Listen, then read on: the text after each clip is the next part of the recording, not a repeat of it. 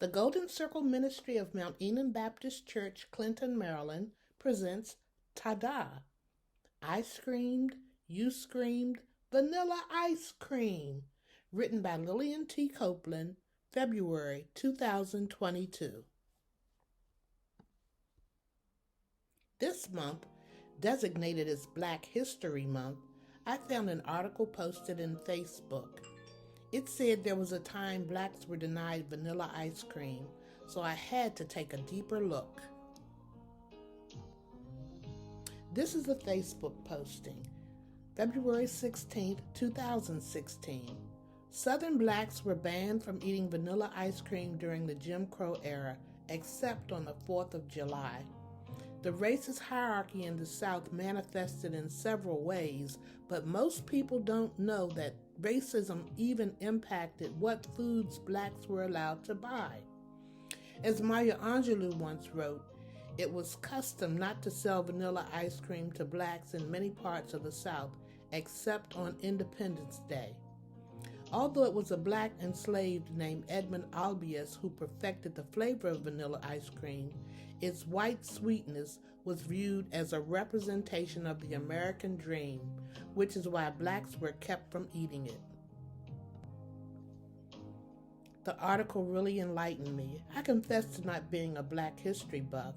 I had no idea we'd been denied vanilla ice cream, and I had not heard of Edmund Albius.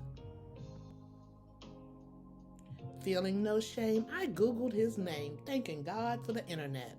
God allowed Edmund to make an important discovery when he wasn't even 13 yet. The Little Boy Who Should Have Vanished But Didn't is a story in National Geographic. It tells so much about Edmund Albius. I treasure this biographic. He was a 12-year-old slave who'd had no schooling. People said he couldn't have done it unless shown. There was no way this barefoot, unlettered, un-European could make this discovery on his own. His slave master believed young Edmund because in his heart and mind he did know that nobody else, including himself, knew how to get vanilla plant beans to grow. Edmund told the plantation owner, "When you said marry the male and female parts of the watermelon plant to hand pollinate, I thought of doing the same thing with the vanilla plant, if only I could duplicate." So I probed the solitary vanilla vine until I found the part of the flower that produced pollen.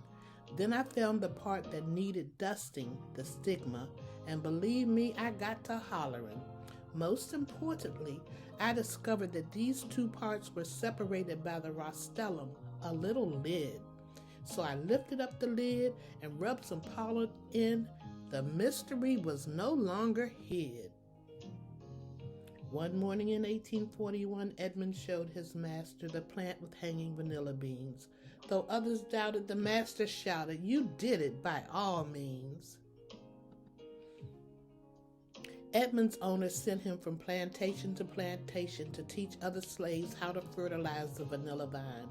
Over time, Reunion became the world's largest producer of vanilla beans. Edmund's owner gave him his freedom. He got a last name, Albius. Plus, his former owner wrote the governor saying he should get a cash stipend for his role in making the vanilla industry. So much more happened in the life of Edmund Albius, including someone trying to claim his accomplishment.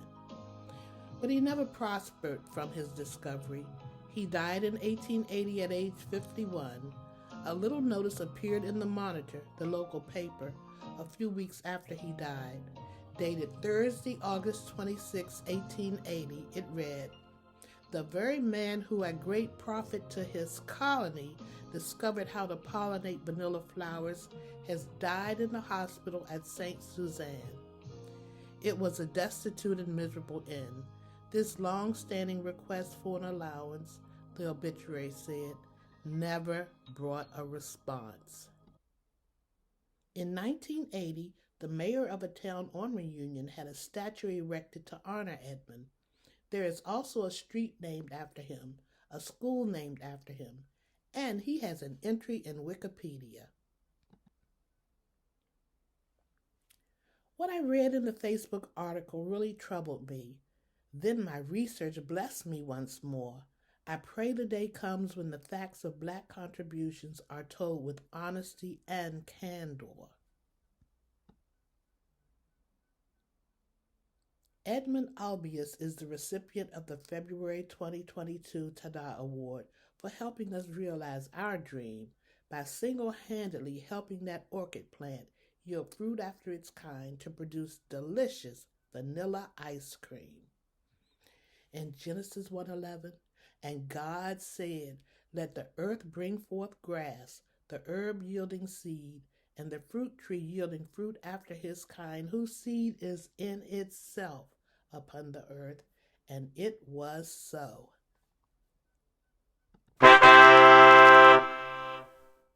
I screamed, you screamed, now we eat vanilla ice cream.